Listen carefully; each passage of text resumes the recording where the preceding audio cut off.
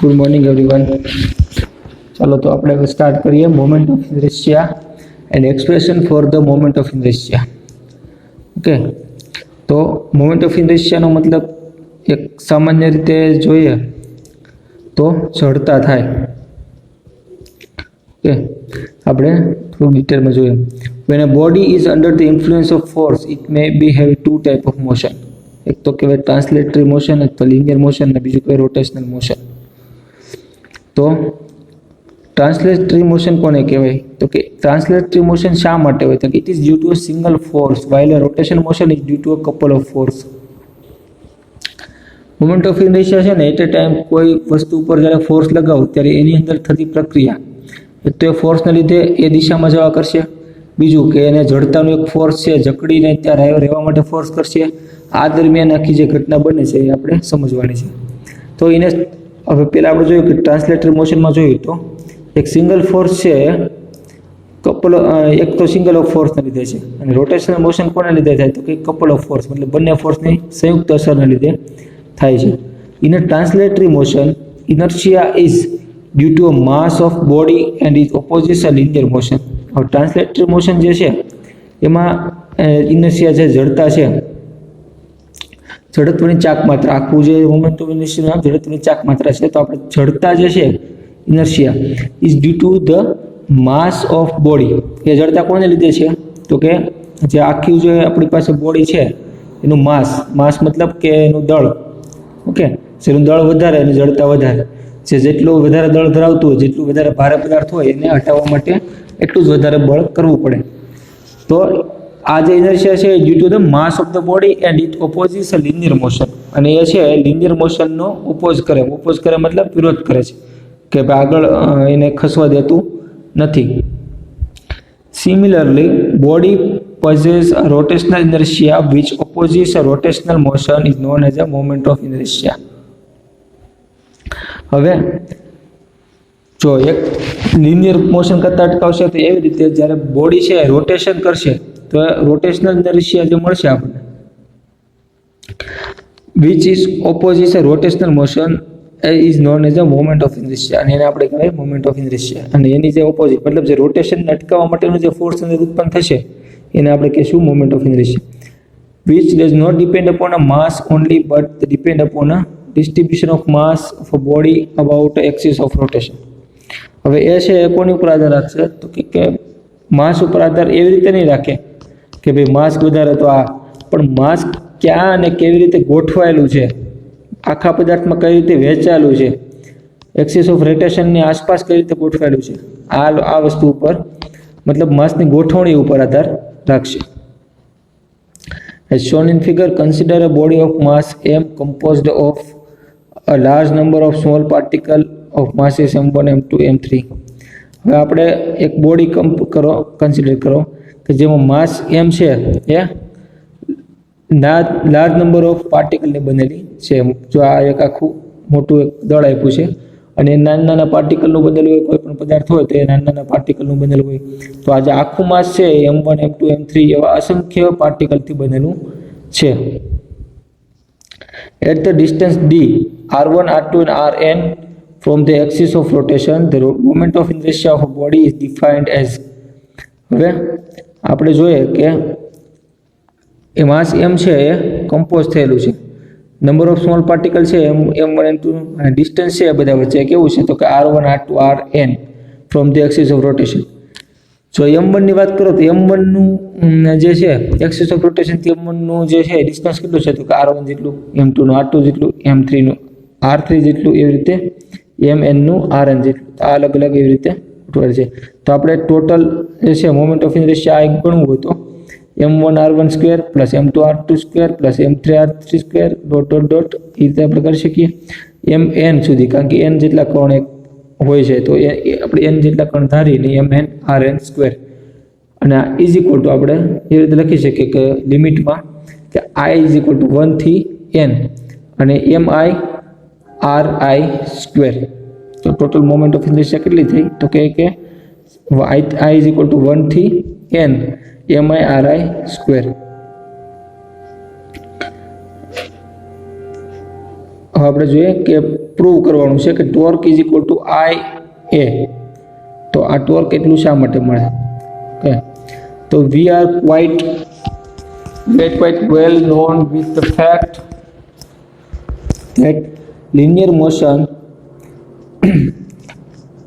or linear acceleration produced when resultant force of the body is non-zero. Linear motion અથવા linear acceleration ક્યારે produce થાય? તો કે resultant force છે જે બોડી ઉપર લાગતું રિઝલ્ટન્ટ ફોર્સ છે એ ઝીરો ન હોવું જોઈએ, કાંઈક હોવું જોઈએ, થોડુંક સમથિંગ હોવું જોઈએ. તો સમ way when the body is making rotational motion the resultant torque on it must be zero. તો એવી રીતે આપણે લિનિયરમાં જોતા હતા કે ઝીરો ન હોવું જોઈએ. તો જ્યારે બોડી છે એ રોટેશનલ મોશન કરતી હોય તો રિઝલ્ટન્ટ ટોર્ક છે must be zero હોવું જોઈએ torque. Hence the resultant torque acting on a body is non-zero, then only the angular acceleration would be produced. પણ એ ઝીરો હોતું નથી, એટલા માટે એંગ્યુલર એક્સેલરેશન છે એ પ્રોડ્યુસ થાય છે. So we going to derive a relation between angular acceleration and torque. જો આમાં આપણે જે રીતે જોઈએ તો ભાઈ રિઝલ્ટન્ટ ફોર્સ છે કેવું હોવું જોઈએ? પહેલાં તો લિનિયર મોશન હોય તો રિઝલ્ટન્ટ ફોર્સ નોન ઝીરો હોય તો જ તે લિનિયર મોશન મળશે. એવી રીતે રોટેશનલ મોશન હોય તો ટોર્ક છે કેવું હોવું જોઈએ? ઝીરો હોવું જોઈએ. પણ ટોર્ક ઝીરો હોતું નથી, એટલા માટે આમાં એંગ્યુલર એક્સેલરેશન જોવા મળે છે. અને એટલા માટે આપણે આ રિલેશન છે એ ડિરાઈવ કરી કે એંગ્યુલર મોશન એક્સેલરેશન છે અને ટોર્કનો શું સંબંધ છે. ઓકે, તો એ આપણે જોઈએ. તો consider a rigid body rotating about the particle v1 ને v² by r is equal to ω² into r. થશે radial force on it is equal to તો કે m ω² r, કારણ કે ફોર્સનો માસ હારે સંબંધ છે એટલા માટે. હવે ટેન્જેન્ટિયલ એક્સેલરેશન ઓફ પાર્ટિકલ, આ બધા ટર્મ છે એ યાદ રાખવાના છે, આગળ બધા ઇક્વેશનમાં યુઝ થવાના છે. તો કે આપણે માની લો કે એનો રેડિયલ એક્સેલરેશન કેટલું છે? તો કે v² બાય r છે, અથવા બીજી રીતે લખો તો ω² ઇન્ટુ r. તો એ રીતે આપણને રેડિયલ ફોર્સ આપ્યું છે તો m ω² r. એ રીતે ટેન્જેન્ટિયલ એક્સેલરેશન આપ્યું તો dv બાય dt. તો ટેન્જેન્ટિયલ ફોર્સ ઓન ઇટ, તો ફોર્સ આપણે જોવું હોય તો ફોર્સ માટે પહેલાં m અને dv બાય dt, પછી m ઇન્ટુ હવે જે v છે એની જગ્યાએ ઓમેગા અને r ને એડ કરી તો આપણે r into D omega DT is equal to M R અને D omega upon DT is equal to A. Okay,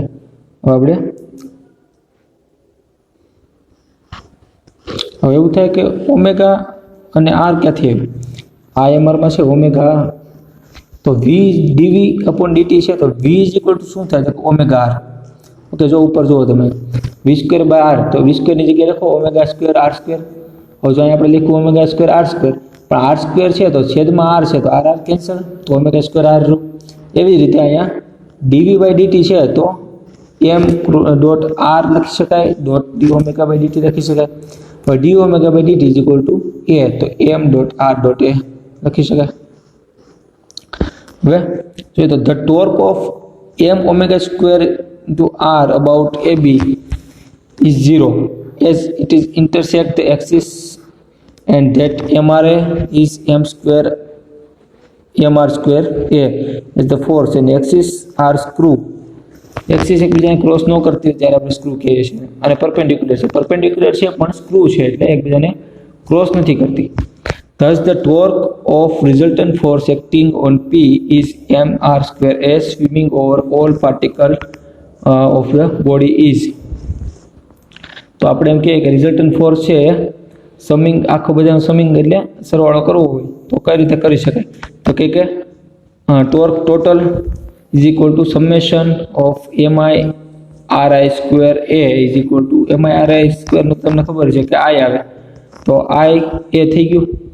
તો આપણે જો સાઈડમાં આપ્યું છે કે i ઇઝ ઇક્વલ ટુ તો કે summation i mi/ri². Okay, the quantity I is called moment of inertia of a body.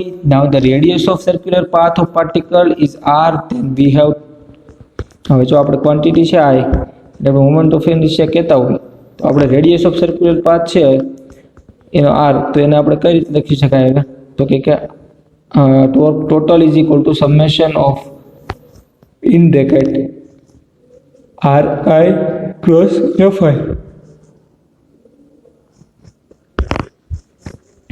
Now, in case of Fi, force acting on the ith particle, we have considered a both type of force, external force as well as internal force. But according to Newton's third law of motion, the resultant force of all internal forces are zero. Thus, equation reduced to Ia. હવે આપણે આમાં જે Fi લીધું છે એ શું છે? તો કે F1 હોય તો M1 નામના પાર્ટિકલ ઉપર હોય, અથવા એક નંબરના પાર્ટિકલ ઉપર લાગતું ફોર્સ હોય. એ રીતે Fi છે તો ith પાર્ટિકલ મતલબ I નંબરનો જે પાર્ટિકલ છે એની પર લાગતું ફોર્સ છે.